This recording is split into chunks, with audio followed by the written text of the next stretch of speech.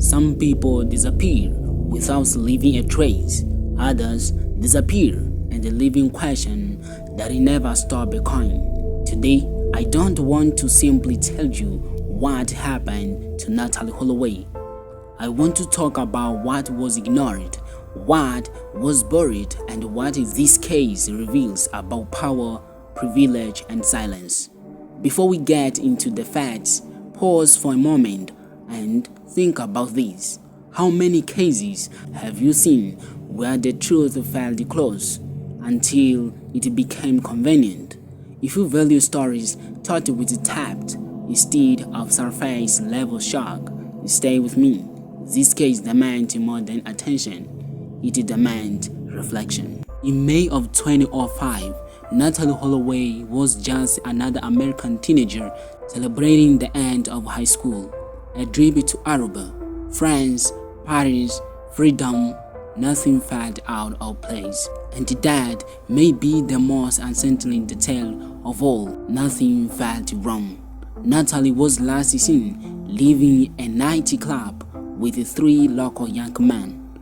One of them was named Joran Valdersloot. You'll quickly notice that this name does not fire from the story the way Natalee did. When Natalee didn't return to her hotel, panic set in, first among her friends, then her family, and soon millions of people around the world.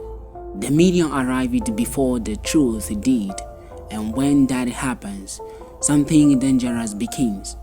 The case stops being about answers and becomes a battle of narratives.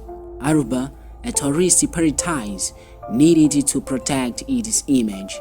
The United States carried public grief on a global stage, and caught in the middle was a family who wanted only one thing: to know where their daughter was. Here's a reflection that rarely makes it into coverage of this case. Natalee Holloway didn't just disappear psychically, she disappeared inside a conflict of interests: tourism, politics, economy, international reputation. Every decision made by local authorities seems to carry an unspoken question. How much is the truth worth if it comes at a cost? Once that question exists, justice starts losing ground. Joran Valdersloot is often framed as the central villain, but it is important to look deeper. He lied, he changed his story, he manipulated, but what is more disturbing is that he was able to do this repeatedly without immediate consequence, not because he was brilliant, but because he was allowed to be. This case isn't just about a suspicious young man. It is about a system that taught someone very early on that the truth could be toyed with and survival was still possible. If you're starting to sense that this story says less about a single crime and more about power structure, you are beginning to see why this case still matters. The coverage was massive, but was it irresponsible? Natalee became a symbol. Joran became a character. Aruba became a stage. Meanwhile, solid facts is drowned in speculation, leaks, and sensational headlines. When media turn a disappearance into entertainment, something essential is lost: respect for the victim's silence. And in this case, silence didn't mean a lack of information, it meant a lack of truth. Over the years, Joran offered confessions. None were true, all were strategic. He understood something critical. Confessing is not the same as proving. Each new version repent would. Each new lie kept the case alive, but further from resolution. That raises an uncomfortable question. At what point does keeping a case alive become the same as keeping it stuck? A missing body creates a unique kind of psycho torture. There is no full grieving, no closure. The Holloway family lived for years, suspended between hope and exhaustion, and that form of violence rarely appears in statistics. Unsolved disappearance don't end, they linger. If at any point you have felt that stories like these deserve to be taught with more humanity and less spectacle, you already understand the purpose of this channel without anyone needing to say it out loud. Years later, Joran van der Sloot murders another young woman, this time in Peru.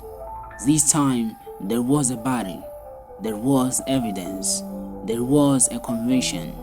And here comes one of the hardest truths of this entire case. If the truth needs a second victim to be taken seriously, how many lives are lost in the meantime?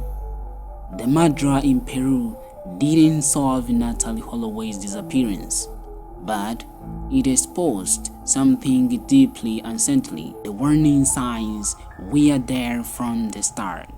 It is easy to point at one villain, much harder to admit systemic failure. This case failed because politics interfered, tourism outweighed the urgency, media chased ratings, and the justice lost momentum. Natalee Holloway wasn't forgotten, she was managed, and that should disturb all of us. To this day, there are no remains, no confirmed location, no official truth.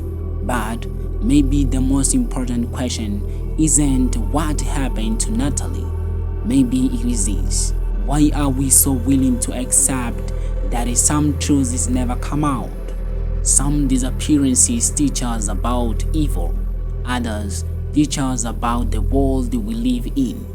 The case of Natalee Holloway teaches us about silence, power, and convenience, about how truth can be negotiated, and how some families are never given endings, only echoes. If you've made it this far, it wasn't out of casual curiosity.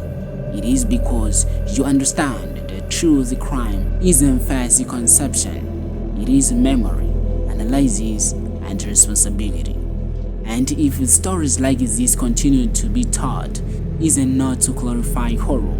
It is to remind us that silence can also kill.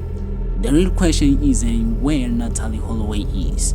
The question is, how many truths are still hiding, waiting for someone willing to listen? Goodbye, Crime Hub.